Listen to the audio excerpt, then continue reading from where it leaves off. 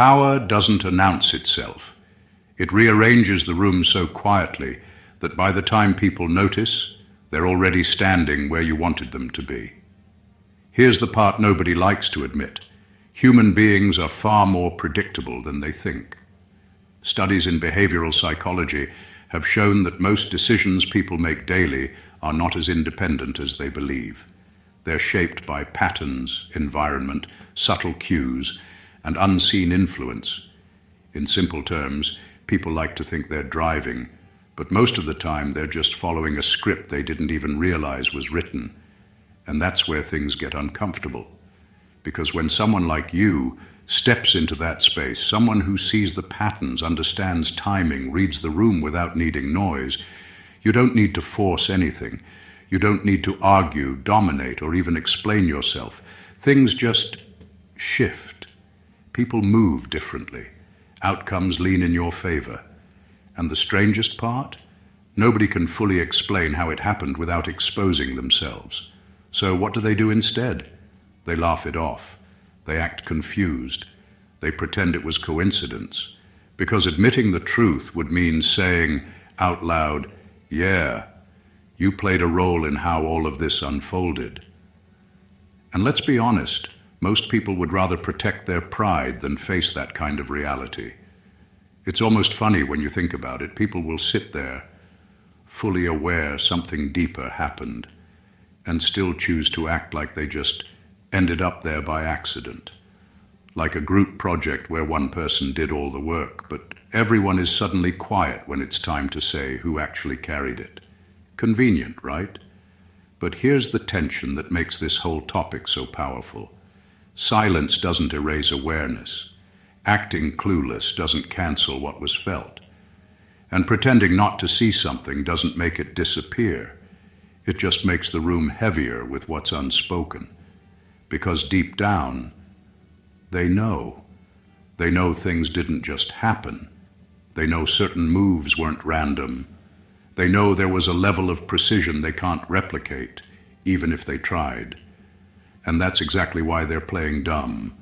Not because they're lost, but because acknowledging you pulled the strings would change how they see everything, including themselves. And once that door opens, it never really closes again. Number one, they're not confused. They're preserving their ego. What you're seeing isn't a lack of understanding. It's a quiet defense mechanism. People protect their sense of self at all costs, especially the parts they've built their identity around. Being smart, aware, in control. The moment your influence threatens that image, their mind does something interesting. It edits reality just enough to keep them comfortable. Not truthful, comfortable. Because think about what they would have to admit if they were honest. They would have to accept that they didn't fully see what was happening while it was happening. That someone else understood the situation better than they did. That their decisions, reactions, or positions weren't as independent as they believed. And for most people, that kind of realization doesn't feel like growth. It feels like exposure. So instead of facing it, they downplay it. They act like nothing significant happened. They label it as coincidence, luck, or not that deep. But that's not because they truly believe that. It's because their ego needs them to believe that. It's a form of self-preservation, the same way someone laughs something off when it actually hit a nerve. The truth is, awareness comes with responsibility. If they admit you saw what they couldn't, then they also have to question their own awareness going forward. They have to rethink how they judge situations, how they read people, how easily they can be influenced again. And most people don't want that level of responsibility. It's easier to stay in a version of reality where they're still the one in control, so they choose the safer route. They play dumb, not out of ignorance, but out of instinct. It keeps their identity intact. It allows them to move forward without confronting the discomfort of being outplayed or outread. But underneath that act, there's a quiet knowing they can't fully shake.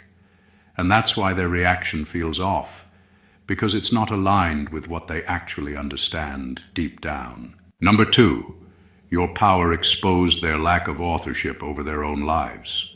What really shook them wasn't the outcome. It was the realization hiding underneath it. Most people walk around with this quiet belief that they are fully in charge of their decisions, their direction, and how things play out. It gives them a sense of stability, a sense of identity. I chose this, I decided that, I'm in control. That belief is the backbone of how they see themselves. Then you came into the picture and disrupted that without making noise. Because when things started shifting around you, when decisions leaned a certain way, when outcomes started aligning, when reactions became predictable, it forced a truth into the room that nobody wanted to name. They weren't as self-directed as they thought. They were responding, adjusting, even aligning in ways they didn't consciously realize. And that's a hard thing to sit with. It's not even about you being powerful in a loud or obvious way. It's about the fact that your awareness highlighted how automatic they've been living, how much of their behavior runs on patterns, habits, emotional triggers, and unexamined routines. You didn't install those patterns, you just recognized them. And once someone else can see your patterns clearly, it creates a quiet imbalance, because now the question becomes, if they could see it, why couldn't I? That's where the discomfort really starts. Not in what you did, but in what it revealed about them. It pokes at their sense of independence. It challenges the idea that they're the sole author of their choices. And instead of facing that directly, most people pull back. They minimize, they avoid, they act like it wasn't significant. But deep down, something has already shifted. They've felt what it's like to not be fully in control, even if just for a moment. And once that feeling exists, it doesn't just disappear. It lingers quietly, making them second-guess themselves in ways they won't admit out loud. Number three, they recognized your pattern before they recognized your face. People like to think recognition starts with clarity, but most of the time it starts with discomfort. Long before anyone is willing to put words to something, they already feel it. That's what happened here. Before anyone could explain it, justify it, or even fully admit it, there was already a quiet awareness building in the background. Something about how things kept aligning, shifting, or responding around you didn't sit randomly in their minds. It created a subtle pattern they couldn't unsee. The strange part is that most people don't process patterns directly. They feel them first. A repetition here, a coincidence there, a reaction that doesn't match expectation. Individually, none of it is enough to draw attention. But together, it starts forming something they can't easily ignore. So even if they didn't connect it to you at first, they still felt the structure of it. They felt that something was consistent in a way it shouldn't have been. That's why recognition often lags behind awareness. The mind resists naming what it already senses, especially when naming it changes how everything else is understood. Because once they attach that pattern to you, everything connected to it suddenly becomes intentional in their mind, and that shifts the entire interpretation of past events. So instead of confronting it directly, they sit in that in-between space. They know something is there, but they avoid confirming it fully. They act like they're still figuring it out, when in reality, part of them has already figured it out and simply doesn't want to commit to the conclusion. That delay creates tension. It shows up in how they react differently around you compared to others, in how conversations feel slightly adjusted, in how responses come with hesitation that doesn't match the situation. It's not confusion, it's recognition trying to stay unspoken, and that's the core of it. They didn't need time to see you. They needed time to accept what they were already seeing without fully acknowledging it. Number four, the silence isn't denial. It's a silent agreement to never say it out loud. What looks like people not knowing is often people silently deciding not to confirm what they already understand. There's a big difference between ignorance and collective restraint. In this case, it's not that the awareness isn't there. It's that everyone involved is subconsciously cooperating to keep it unspoken. Because once one person names it clearly, the entire structure of how they've been acting starts to collapse. There's a kind of unspoken balance people fall into when something uncomfortable becomes obvious but socially risky to acknowledge. They sense it, they register it, they even adjust their behavior around it, but they collectively choose silence as a form of stability, not because they're confused, but because speaking up would force accountability, clarity, or confrontation that nobody wants to carry alone. So what happens is interesting. They continue interacting as if nothing is wrong, but their behavior carries subtle adjustments, slight caution, measured responses, controlled reactions.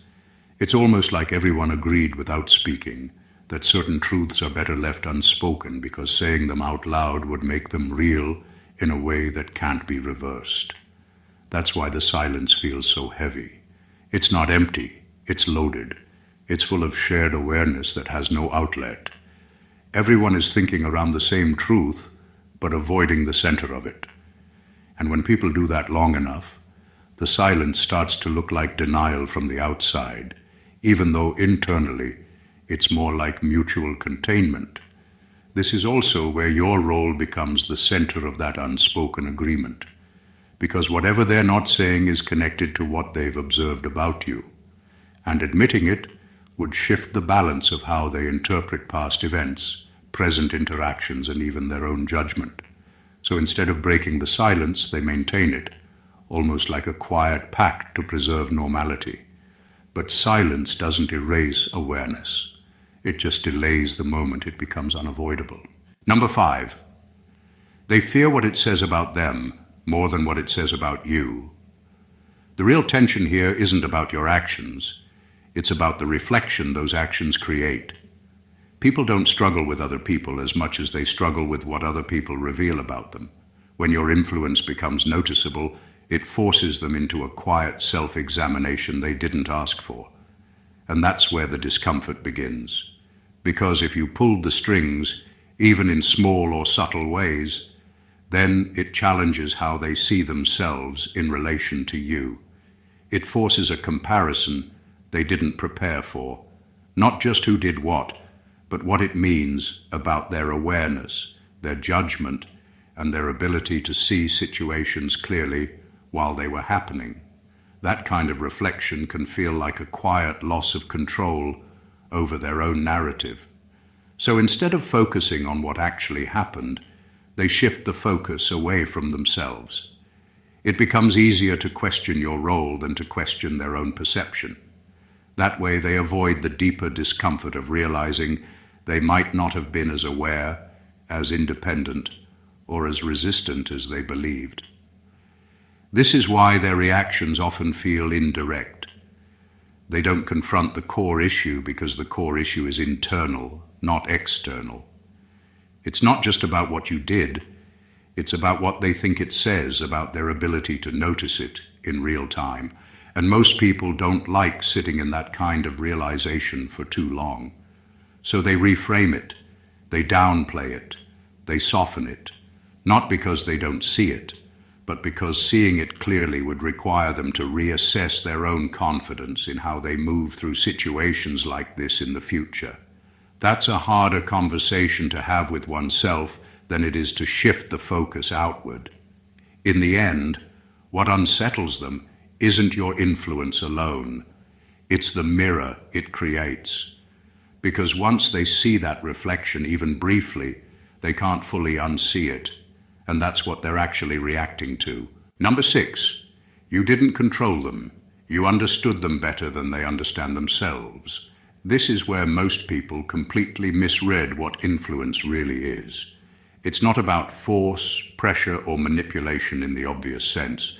The deeper layer is awareness, the ability to see patterns in how people think, react, and make decisions, before they even fully recognize those patterns in themselves. That's what creates the effect others later describe as, "you pulled the strings." But the truth is simpler and more uncomfortable at the same time. You weren't pushing people, you were reading them. Their reactions, their insecurities, their preferences, even their blind spots were not as hidden as they believed. Most people move through life thinking they are unpredictable, but in reality, they follow emotional habits. They repeat reactions under stress. They lean toward familiar choices, and they respond to certain triggers without realizing how consistent those responses are. Once someone can see that clearly, influence stops feeling like effort and starts looking like timing. You don't need to force outcomes when you already understand what naturally pulls people in certain directions. You don't need to control decisions when you already know what someone is likely to choose when pressure, emotion, or attention is involved. And this is where the misunderstanding happens.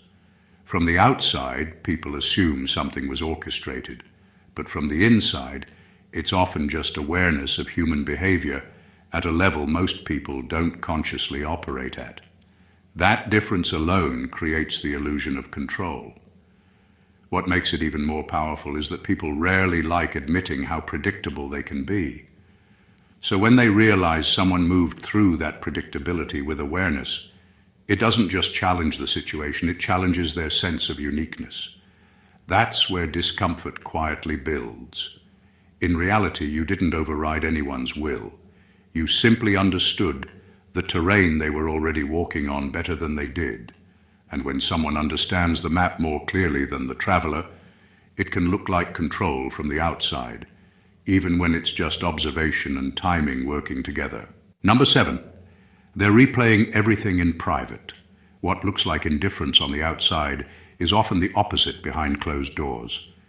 People don't just move on from moments where they felt outmatched, unsettled, or quietly influenced. They replay them, not once, not twice, but repeatedly, trying to extract clarity from something their ego didn't fully accept in real time. And the more uncertain the experience felt, the more their mind goes back to it. It starts with small details, a sentence that now feels different in hindsight, a decision that seemed normal at the time but feels slightly off when reviewed later, a reaction they gave that now feels too quick or too delayed. Individually, none of it seems important. But together it forms a loop in their mind they keep revisiting without fully realizing why. This is where private reflection becomes almost automatic. The mind tries to rebuild the sequence of events like a puzzle, searching for the exact point where things shifted, not because they're obsessed with you in an emotional sense, but because they're trying to restore a sense of understanding they feel they lost in the moment. And the uncomfortable part is that the more they replay it, the less random it starts to feel. Patterns begin to stand out. Timing begins to feel too precise. Their own reactions begin to feel less self-directed than they originally believed. That realization doesn't come all at once. It builds slowly, replay by replay. But publicly, none of that is visible. Outwardly, they act like it's nothing. They move forward. They change topics. They behave as if there's nothing unresolved.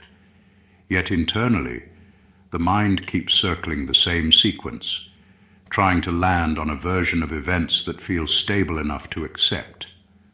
That gap between public behavior and private processing is where the real tension exists, because what they're saying outwardly is not what their mind has settled on internally, and that quiet repetition is what keeps the situation alive in their memory long after they pretend it's over. Number 8, your restraint is what made it undeniable. Most people assume power is loud, visible, and aggressive. They expect it to announce itself through force, confrontation, or constant display. But real influence often works in the opposite direction.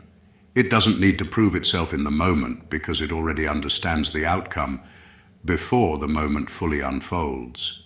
And that quiet certainty is exactly what unsettles people later when they look back. What made your presence hard to dismiss wasn't excess, it was control. You didn't overreact, you didn't over-explain, you didn't rush to fill every silence or correct every misunderstanding. That restraint created space for others to reveal themselves, and in that space patterns became more visible than anyone expected. People underestimate how revealing restraint can be. When someone doesn't chase validation or force clarity, it removes the usual noise that others rely on to interpret situations. Without that noise, people are left with their own reactions, their own assumptions, and their own discomfort. And later, when they revisit those moments, they realize how much was actually communicated without anything being pushed. This is where things become hard to explain from their side. If you had been obvious, they could label it as pressure or influence. If you had been loud, they could dismiss it as force. But restraint removes those easy explanations. It creates a kind of clarity that only becomes obvious after the fact, when emotions have settled and people start re-evaluating what actually happened.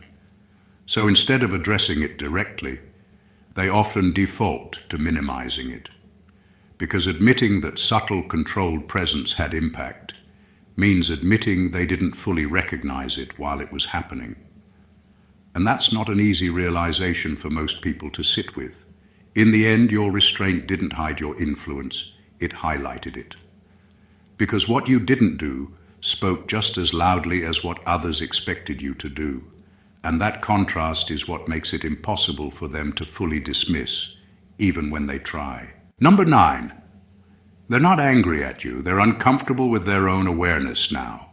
What looks like frustration directed at you is often something else entirely. It's the mind trying to process a realization it didn't expect to have.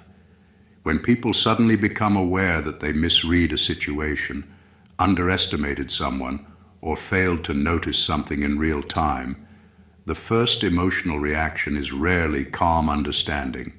It's discomfort. And that discomfort has to go somewhere, so it often gets redirected outward.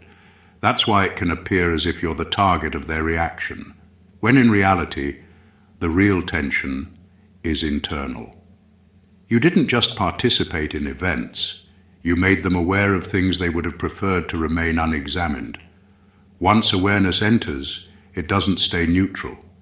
It starts reshaping how they interpret everything that came before it. This creates a kind of mental friction. On one side, they want to maintain their original interpretation of events. On the other side, they can no longer fully ignore what they've started noticing. That clash doesn't resolve easily, so it comes out as irritation, distance, or sudden shifts in behavior that don't fully match what's being said. But underneath all of that, the real issue is recognition. Once someone becomes aware of a pattern they missed, or a dynamic they didn't fully understand at the time, it changes how they view their own judgment. And that is more uncomfortable than the situation itself. It's not about what happened, it's about what they didn't see while it was happening. So instead of sitting directly with that realization, the mind often externalizes it. It becomes easier to associate the discomfort with a person than with a personal oversight. That way, the internal conflict feels more manageable. But even with that shift, the awareness doesn't disappear. It stays in the background, quietly adjusting how they interpret similar situations in the future. And that lingering awareness is what creates the tension that feels like it's directed at you, even when it's really something they are still trying to settle within themselves. Number 10, the real shock isn't that you did it. It's how easily it happened. People usually prepare themselves for big moments to feel big. They expect struggle, visible effort, resistance, or some kind of obvious build-up that explains the outcome. But when something unfolds with less friction than expected, it creates a different kind of reaction. Not confusion about what happened, but disbelief about how little it took for it to happen. That's where the discomfort begins. Because if something significant can shift without noise, without visible strain, and without the dramatic effort people associate with control, then it forces them to rethink how much effort actually defines influence. It challenges their assumption that only obvious force creates real impact. What unsettles them most is not the result itself, but the simplicity behind it. The fact that things adjusted, responded, or aligned without the kind of visible struggle they associate with power makes it harder for them to categorize what they witnessed. Their mind looks for resistance to justify the outcome, but sometimes there isn't much to find. And when there's no clear resistance, people start filling in the gaps with assumptions. They assume there must have been hidden effort, unseen conversations, or some kind of deeper orchestration they didn't notice. Not because that's necessarily true, but because it helps them make sense of how easily things shifted. But that assumption itself becomes part of what keeps them thinking about it, because it forces them to reconsider their usual way of measuring effort versus outcome.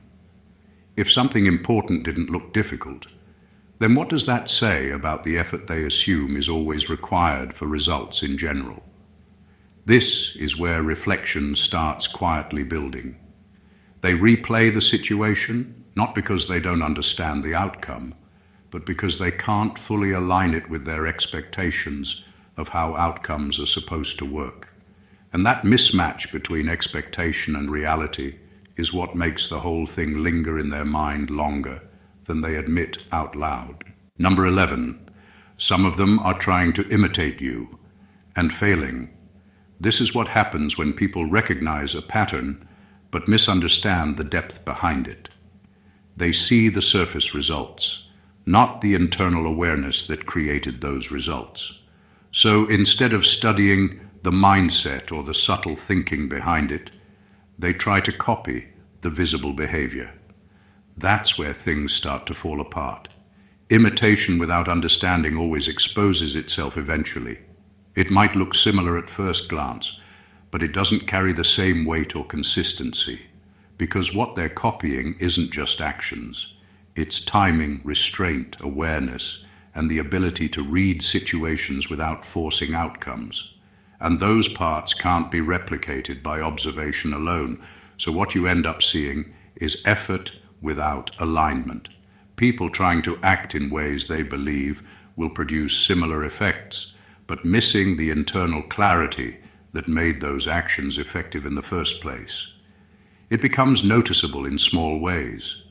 Overcorrection, forced confidence, or reactions that feel slightly off from the situation they're in. The irony is that the more they try to imitate, the more visible the difference becomes. Because real influence doesn't need to announce itself or force recognition. It operates in a way that feels natural, almost effortless.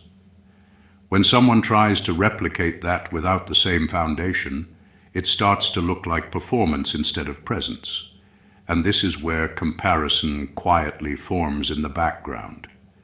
People don't always say it out loud, but they can feel when something doesn't match the original standard they're trying to replicate. That awareness creates an unspoken gap between intention and execution. What makes it even more interesting is that imitation usually comes from recognition. They saw something they couldn't ignore, something that stood out enough to attempt copying. But recognition alone isn't enough to recreate depth. It only captures the surface. So instead of closing the gap, they end up highlighting it. And the more they try, the clearer the difference becomes between understanding something and simply copying it. Number 12, they downgraded your role publicly to regain control privately. This is one of the most subtle but telling behaviors people show when they feel internally unsettled about a situation. Instead of directly addressing what they sensed or experienced, they reshape the story in a way that makes it easier to carry.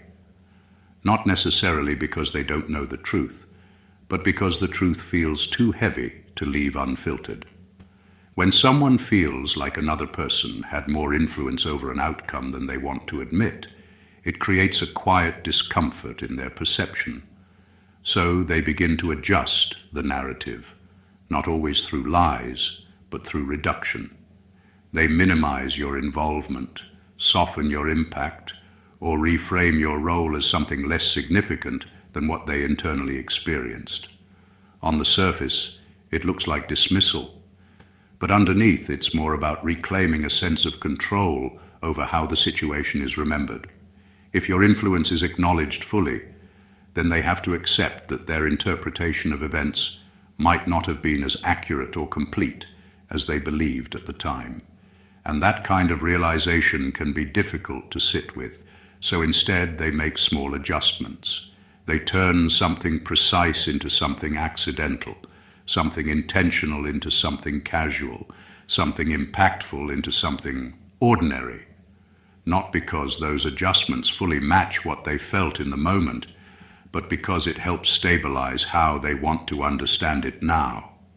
What makes this even more interesting is that the private awareness doesn't always match the public narrative. Outwardly, they reduce your role, but internally, the memory doesn't always shrink with it. The mind still remembers the details, the timing, and the feeling of how things unfolded. That gap between what is said and what is remembered creates a quiet tension, because even if the story gets simplified publicly, the internal record often stays more complex. And that unspoken difference is what keeps the situation lingering beneath the surface, even after it has been officially explained away. Number 13. You became a mirror they didn't consent to look into. Most people are comfortable dealing with situations they can control or interpret easily. What unsettles them is not always what others do, but what those actions reveal about themselves.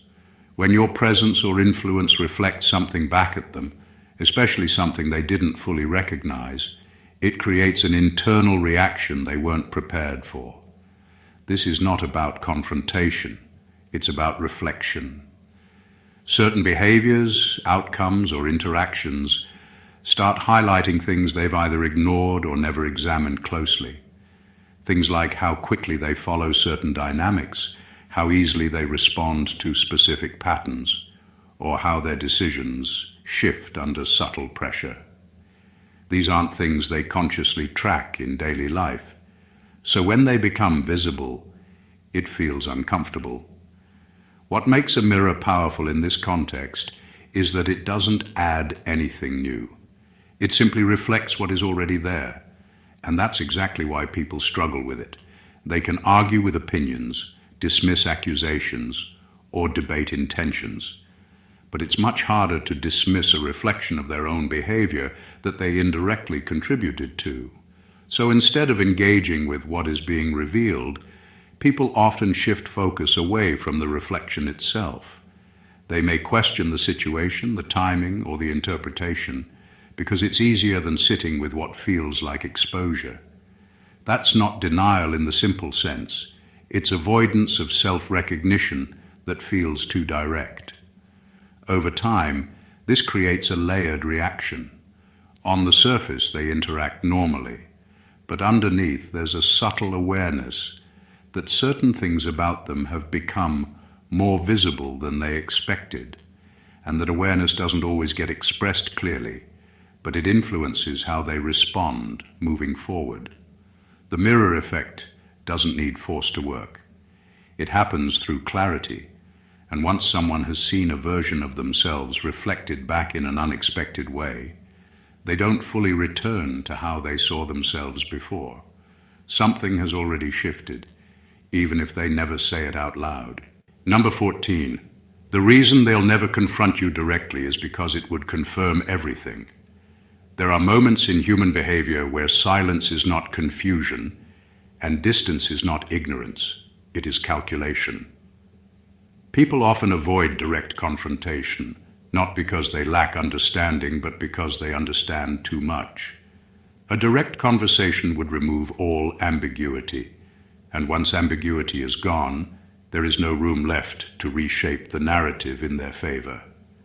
When something has already unsettled their internal perception of you, confronting you would force them to lock in a version of reality they've been carefully keeping flexible. As long as nothing is said openly, they can still adjust the story in their mind. They can still soften details, shift interpretations, or hold onto uncertainty as a protective layer. But direct confrontation removes that option completely, because in a direct exchange, everything becomes visible. Intentions, awareness, timing, and understanding all get pulled into the open. And if they already suspect that you saw more, understood more, or influenced more than they initially acknowledged, then speaking to you directly risks confirming exactly that. So instead they avoid it, not out of fear in the dramatic sense, but out of discomfort with finality. Silence allows them to maintain control over how the situation exists in their mind. It gives them space to keep things unresolved just enough to stay manageable. The interesting part is that avoidance itself becomes evidence of awareness. People don't usually avoid what they don't recognize. They avoid what they cannot comfortably categorize. And once something or someone doesn't fit neatly into their understanding, they tend to keep distance rather than risk clarification. That distance is not emptiness, it is structure, a way of keeping things from collapsing into a single, undeniable version of events, because once something is spoken directly, it can't be reshaped anymore. It becomes fixed. And that is exactly what they are trying to avoid. Not you, not the situation, but the finality that comes with confirmation. At the end of it all, what people call confusion is often just delayed recognition. What they label as silence is usually unspoken understanding, and what looks like indifference is very often a carefully managed reaction to something they cannot fully deny, but also cannot comfortably admit out loud. Across everything discussed, one pattern keeps repeating itself: awareness without admission. People see more than they say, they feel more than they express, and they adjust more than they are willing to explain. That gap between what is known internally and what is spoken externally is where all the tension lives. It's where narratives get rewritten, roles get minimized, and reality gets softened, just enough to stay emotionally manageable. The deeper truth is that influence is rarely what people expect it to be. It is not always loud, aggressive, or obvious. Sometimes it is subtle enough that it only becomes clear in hindsight. Sometimes it is so controlled that others only recognize it after they have already been affected by it. And when that realization sets in, it doesn't always turn into open acknowledgement. More often it turns into silence, avoidance, or quiet internal reflection that never fully reaches words. What makes this dynamic powerful is not dominance, but perception. Not control in the obvious sense, but understanding in the quiet sense. And once people sense that they were read more clearly than they were reading the situation themselves, something shifts in how they relate to the memory of it. They may not admit it directly, but they carry it differently. In the end, what remains is not just what happened, but how differently it is remembered by each side. And that difference is exactly where all the unspoken meaning sits. If this resonated in any way, take a second to subscribe to the channel for more deep content like this. Like the video, if you felt the message, drop a comment with your thoughts and share it with someone who needs to hear it. Stay blessed always.